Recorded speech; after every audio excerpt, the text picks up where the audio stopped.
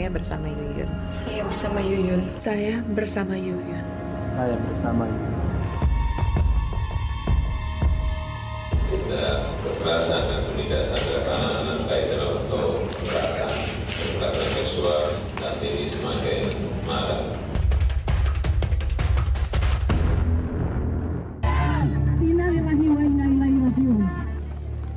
Di depan Istana Negara, Jakarta, Rabu 4 Mei lalu, ratusan perempuan menyuarakan keprihatinan atas tragedi kemanusiaan yang dialami Yuyun di Bengkulu. Mereka mendesak pemerintah turun tangan, serta mempercepat lahirnya Undang-Undang Penghapusan Kekerasan Seksual. Menteri Pemberdayaan Perempuan dan Perlindungan Anak, Yohana Yampise, geram atas kejadian yang menimpa Yuyun di Bengkulu. Yohana menyayangkan hukuman untuk pelaku kekerasan seksual yang sampai sekarang belum menerbitkan efek jera. Sebagai perempuan saya bisa katakan biadab, tidak manusiawi. Sebenarnya kalau saya lihat sampai anak meninggal itu nilai anak itu tidak sama, artinya sama dengan mereka, nyawa. 7 dari 12 pelaku perkosaan dan pembunuhan terhadap Yuyun sudah masuk meja hijau. 7 pelaku yang masih di bawah umur ini dituntut hukuman 10 tahun penjara atau 2/3 dari hukuman maksimal yang diatur Undang-Undang Perlindungan Anak. Hukuman pidana untuk anak hingga kini terus menjadi perdebatan. Di satu sisi, hukuman kurung diharapkan bisa menimbulkan efek jera. Namun di sisi lain, para pelaku masih anak-anak. Mencari hukuman yang tepat untuk pelaku dan memberi rasa keadilan untuk korban dan keluarganya selalu tidak mudah.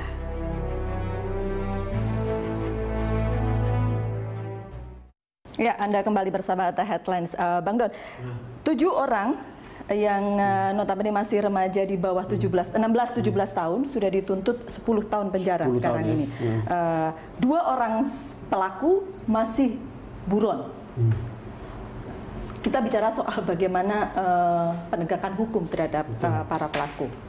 Kalau kita bicara soal sistem hukum kita, saya kira banyak sekali pertanyaan yang kemudian sampailah kita pada pertanyaan apakah efektivitas dari hukum kita untuk mencegah kekerasan ini terjadi atau mencegah kekerasan seksual terhadap anak ini terjadi cukup efektif atau tidak. Sejauh yang kita tangkap sampai sekarang kalau lihat angkanya seperti itu adalah sebuah pertanyaan besar yang menurut saya aparat hukum harus mempertanyakan pada diri mereka sendiri. Memang ini ada dua sisi mata uang juga atau pisau bermata dua juga. Sekarang karena menghukum berat anak itu adalah sesuatu yang tidak sepantasnya karena mereka harus masih punya. Nah, tetapi kalau orang yang di tempat ini kan ada pembicaraan tentang pemberatan hukuman kepada mereka yang layak untuk dimintai pertanggungjawaban untuk dihukum secara berat itu mestinya aparat hukum kita peka juga pada ini. Sekali lagi ya, andai kata itu terjadi pada diri saya dan keluarga saya, andai kata itu terjadi pada diri seorang penegak hukum atau keluarga dari penegak hukum, mereka. Anak mereka misalnya. Itu sesuatu yang menurut saya itu kan banyak orang bercerita bahwa itu untuk keluarga itu setengah kiamat. Kira-kira begitu. Iya. Orang tua Yuyun juga tidak membayangkan ada kekerasan seperti ini terjadi. Sungguh tidak terbayangkan gitu kan. KPAI sendiri bagaimana sikapnya tentang penegakan hukum ini? Ya, kita lihat kasus khusus yang di Bengkulu ini ya. Ada fakta maksimal hukuman untuk anak-anak berapa ya itu? 15 tahun. Sesuai dengan Undang-Undang 11 tahun 2012 tentang sistem peradilan pidana anak, itu kalau anak dituntut tindak pidana itu maksimal ancamannya adalah separuh dari ancaman normal. Nah, terkait dengan kasus kejahatan seksual sebagaimana diatur di dalam pasal 76B Undang-Undang Perlindungan Anak, baik khususnya yang sudah direvisi Undang-Undang 35 tahun 2014, ancaman hukumannya maksimum 15 tahun.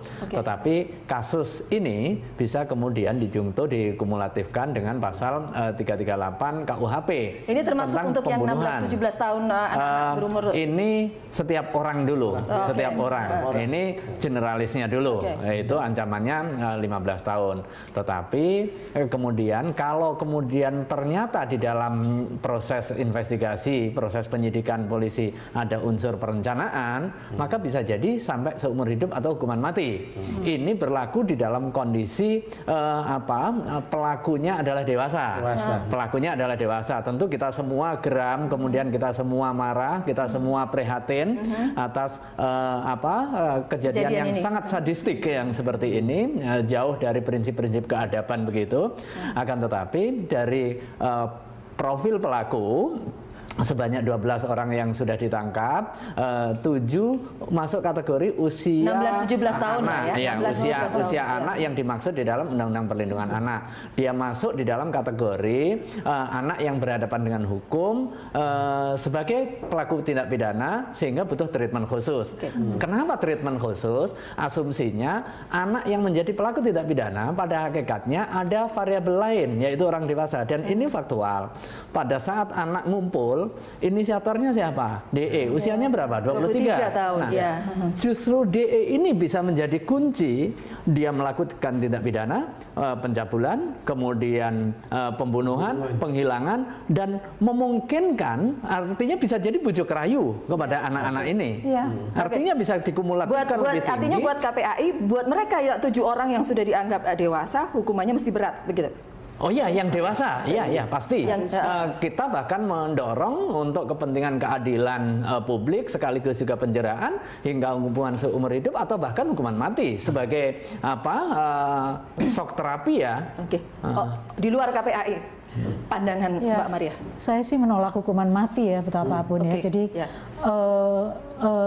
ini sih sebenarnya debat yang nggak pernah habis antara pro dan kontra hukuman mati. Seperti apakah kalau mereka dihukum lalu selesai, lalu kita tidak akan lagi mendapatkan, katakanlah itu shock terapi. Apakah sesudah terjadi shock terapi tidak akan lagi terjadi peristiwa yang sama? Kemungkinannya masih akan terus terjadi. Ini ada dua hal Mbak Maria. Ada yang kita bisa kategorikan anak-anak.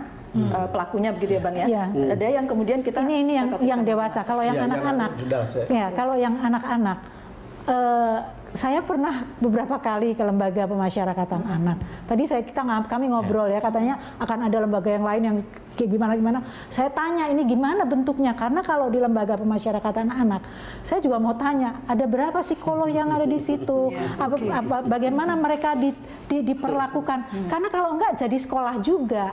Dan saya sudah melihat misalnya di sana jadi sekolah mereka makin pintar untuk berbuat kejahatan. Yang terjadi juga yang muda, yang lebih muda itu juga menjadi sasaran kekerasan yang lebih tua. Jadi di sana juga terjadi pedofil segala, ada cerita di penjara kan? Terjadi ya kayak hukum rimba begitu. Nah, padahal sebenarnya di situ kan lembaga pemasyarakatan. Harusnya ada psikolog, ada psikiater, ada pembimbing, harusnya semuanya dilengkapi. Tapi apakah itu sudah dilakukan? Ya, tapi dengan diundangkannya Undang-Undang 11 2012 itu terjawab.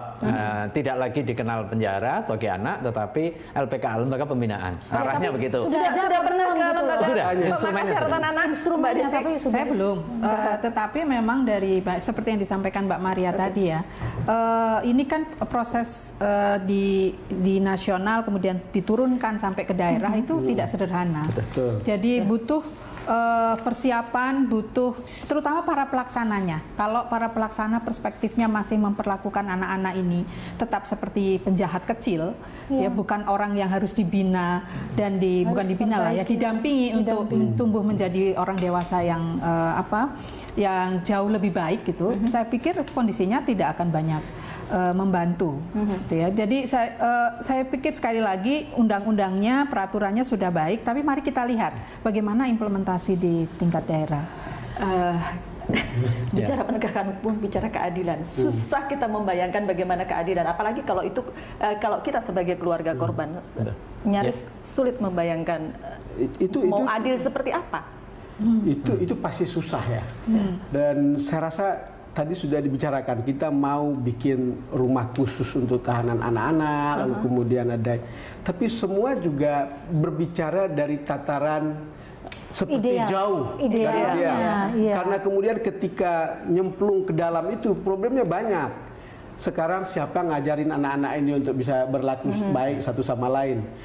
Akhirnya di situ juga berlaku hukum rimba, siapa yang kuat dia akan menindas. Bahkan di situ juga banyak sekali pelecehan seksual yang terjadi. Terus bagaimana nanti kalau sudah selesai mereka keluar adaptasi lagi dengan problem. Lalu kemudian ketika kita tanya LP-nya, dia bilang kita tidak punya cukup uang, kita tidak punya cukup orang, kita tidak punya cukup ruangan.